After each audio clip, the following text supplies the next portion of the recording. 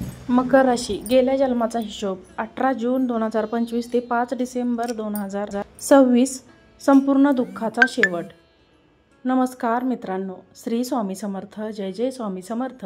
मकर राशी गेल्या जन्माचा हिशोब 18 जून 2025 ते 5 डिसेंबर 2026 संपूर्ण दुःखाचा शेवट। मकर राशीच्या जातकांसाठी 18 जून 2025 ते 5 डिसेंबर 2026 हातात फक्त जीवन बदलणार नाही तर जन्मोजन्मीच्या कर्माचा न्याय होणार आहे। गेल्या जन्माचा हिशोब अजून बाकी आहे। हे वाक्य मकर राशीच्या प्रत्येक जीवाला लागलं आहे, कारण शनिदेव स्वतः मकर राशीचे अधिकृत्य असून ते कर्मचारी भाग देण्याचे काम अत्यंत निष्ठेने करतात। या लेखात आपल्या काळातील ग्रहस्थिती, त्याचे आध्यात्मिक आणि भौतिक अर्थ, पूर्वजन्माचा संबंध, प्राप्त होणारी फळं, आत्मप्रबोधनाचा मार्ग आणि संपूर्ण दुःख संपवणारे उपाय हे सर्व अत्यंत सखोल आणि विस्तृतपणे पाहणार आहोत। 1. मकर राशीचा आध्यात्मिक प्रवास। मकर राशी ही पृथ्वी तत्वाची आणि अत्यंत शिस्तप्रिय राशी आहे। यांचे जीवन म्हणजे परिश्रम, संघर्ष, संयम आणि अंतर्मुख तपस्या। या राशीचे अधिपती शनी असल्यामुळे या राशीला प्रत्येक गोष्ट उशिरा मिळते पण परिपूर्ण मिळते। हेच शनीचे न्याय आहे, उशिरा पण अचूक। मकर राशी आणि कर्मसिद्धांत। मकर राशी ही कर्मयोग प्रतिनिधी राशी आहे। यांचे जीवन हे एक तपश्चर्या असते। यांचे बहुतांश निर्णय हे कर्तव्य याच तत्वावर चालतात, पण अनेक वेळा त्यांना मिळणारे यश विलंबित असतं, कारण त्यांच्या जीवनात शनी हा त्यांच्या कर्माचा लेखाजोखा घेण्यासाठी तयार असतो। त्यामुळे मकर राशीच्या जातकांनी जे या जन्मात नाहीत तर मागील जन्मातही जे काही चांगलं वाईट केलं आहे त्यांचा परिणाम त्यांना भोगावाच लागतो। 2025 5 डिसेंबर 2026 हा काळ का महत्त्वाचा? शनीची मीन राशीतील स्थिती। शनी 18 जून 2025 ला कुंभ राशी सोडून मीन राशीत प्रवेश करतो। मीन राशी ही मोक्षाची राशी मानली जाते। शनीचा मीन राशीत प्रवेश म्हणजे कर्माच्या अंतिम विश्रांतीचा कालखंड। या काळात शनी फक्त न्याय देत नाही तर आत्मा स्वच्छ करतो, मुक्त करतो आणि पूर्वजन्मीच्या अधुऱ्या गोष्टी पूर्ण करतो। बृहस्पती मिथुन राशीत। बृहस्पती गुरु या काळात मिथुन राशीत असतील। मिथुन ही संवाद, विचार आणि निर्णयाची राशी। बृहस्पतीचा प्रभाव म्हणजे नव्या जीवनदृष्टीची। त्यामुळे शनी आत्मा शुद्ध करतो आणि गुरु ज्ञान, दिशा आणि समज देतो। राहू मेष राशीमध्ये आणि केतू चतुर्थमध्ये। राहू मेष राशीत असतो तेव्हा तो स्वाद, इच्छाशक्तीचा उत्तेजन देतो। तूळ मध्ये असतो तेव्हा तो जुन्या संबंधाचे विसर्जन करतो। याचा अर्थ मकर राशीच्या जातकांनी ज्यांना आयुष्यात चुकून ठेवले होते त्या सगळ्या नात्याचे पूर्ण मूल्यांकन होईल आणि आत्मसाक्षात्काराच्या दिशेने वाटचाल होईल। पूर्वजन्माचे कर्म, धर्म आणि न्याय मिळवण्याची वेळ काय बाकी होतं? मकर राशीच्या व्यास जातकांना असं वाटतं की मी इतका परिश्रम केलं तरी मला योग्य यश का मिळालं नाही?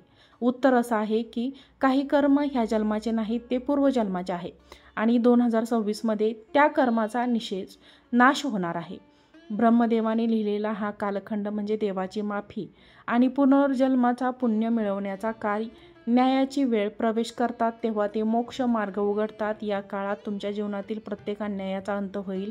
ज्या लोकांनी तुमचे शोषण केले, अपमान केला, धोका दिला त्यांना त्यांच्या कर्माची फळ मिळतील, पण मुख्य म्हणजे तुम्हाला तुमच्या कर्माचे सुवर्ण फळ मिळेल। 4. संपूर्ण दुःख संपेल। मानसिक आणि आत्मिक शांती। या काळात मकर राशीच्या जातकांच्या अंतर्मनात एक शांततेचा लाट उमटेल। ज्या भावना वर्षानुवर्ष खोलवर दडपून ठेवलेल्या होत्या त्या विरघळतील।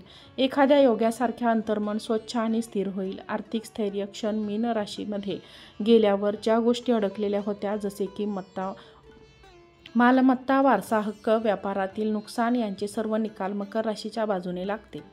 धनप्राप्तीचा स्रोत अचानक खुला होईल। काही जणांना त्यांच्या पूर्वजांनी ठेवलेल्या संपत्तीचा अचानक लाभ होईल। कौटुंबिक नातेसंबंध सुख। तूळमध्ये असताना त्यांच्या नात्यांचे विश्लेषण होईल। जुने भांडणे, दुराव्याचा मूळ स्पष्ट होईल आणि क्षमा समाधानाची प्रक्रिया सुरू होईल। काही नाती संपतील पण जे राहतील ते अत्यंत शुद्ध आणि प्रेमळ असतील। विवाहयोग्य मकर जातकांसाठी समृद्ध कुटुंब केंद्रीय जीवनाची सुरुवात होईल। वैयक्तिक यश आणि सामाजिक मान्यता। ज्याने तुम्हाला कमी लेखला त्यांच्यासमोर तुम्ही एका नव्या तेजात प्रकट व्हाल। समाज, कार्यालय, कुटुंबात सर्व ठिकाणी तुमचं नाव, मान आणि स्थान स्थिर होईल।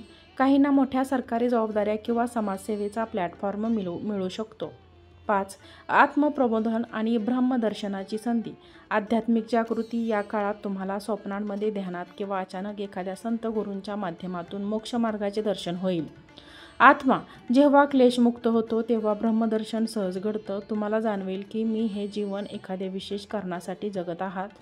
गुरुकृपा आणि जीवनदृष्टी मिथुनमध्ये असल्याने तुमचा विचार विश्वविशाल होईल. आत्मा आणि बुद्धी एकाच दिशेने प्रवास करतील. गुरुच्या कृपेने तुम्हाला योग्य दिशा, योग्य लोकांनी योग्य निर्णय यांची प्रेरणा मिळेल. 6. उपाययोजना. संपूर्ण परिवर्तनासाठी शनी साधना. रोज सकाळी सूर्य उगवण्यापूर्वी शनेश्वराय नमः 108 वेळा जप करा. शनिवारी उडीदाची खिचडी गरजू व्यक्तीला दान करा. पितृतर्पण तसेच पौर्णिमा आणि अमावस्येला पूर्वजांच्या आत्म्यासाठी जलतर्पण करा. पिंडदान किंवा ब्राह्मण भोज योजनेत सहभागी व्हा. वृक्षपूजन. वड, पिंपळ आणि तुळशीला जल अर्पण करा. वडाच्या झाडाजवळ ध्यानधारणा करा. पूर्वजांचा आशीर्वाद लाभेल.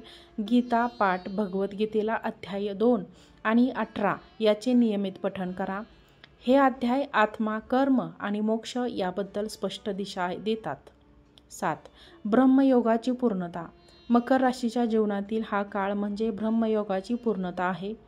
शनी आणि गुरु हे दोघेही तुमच्या आयुष्यातील सर्व संघर्षांचा अंतिम निकाल लावणार आहेत. हे केवळ ग्रहांची स्थिती नसून ब्रह्मदेवाची योजना आहे. तुमच्या जन्माचे कारण, तुमचं कर्म आणि तुमचं अंतिम ध्येय हे सर्व एकाच वेळी पूर्णत्वास येणार आहे. गेल्या जन्माचा हिशोब अजून बाकी आहे. गेल्या जन्माचा हिशोब अजून बाकी आहे. हे वाक्य आता गेल्या जन्माचा हिशोब पूर्ण झाला आणि नवजीवन मिळालं असं बदलेल. आणि जेव्हा तुम्ही या नव्या जीवनात पाऊल ठेवाल तेव्हा एक अद्भुत शांतता, एक समाधान आणि एक अद्वितीय तेज तुमचे स्वागत करेल. मकर राशी तयार रहा, कारण ब्रह्मदेव स्वतः म्हणत आहेत, परीक्षा संपली आहे, आता तुझं जीवन सुरू होऊ दे. मकर राशीच्या लोकांनो, वरील व्हिडिओ कसा वाटला हे आम्हाला कमेंट बॉक्समध्ये नक्की कळवा. आणि हा व्हिडिओ आवडला असेल तर हा व्हिडिओ शेअर करा. आमच्या चॅनलला लाईक करा आणि चॅनलला सबस्क्राईब करा. आजचा व्हिडिओ पाहिल्याबद्दल तुम्हा सर्वांचे मनापासून धन्यवाद. आजचा व्हिडिओ शेअर करा. श्री स्वामी समर्थ.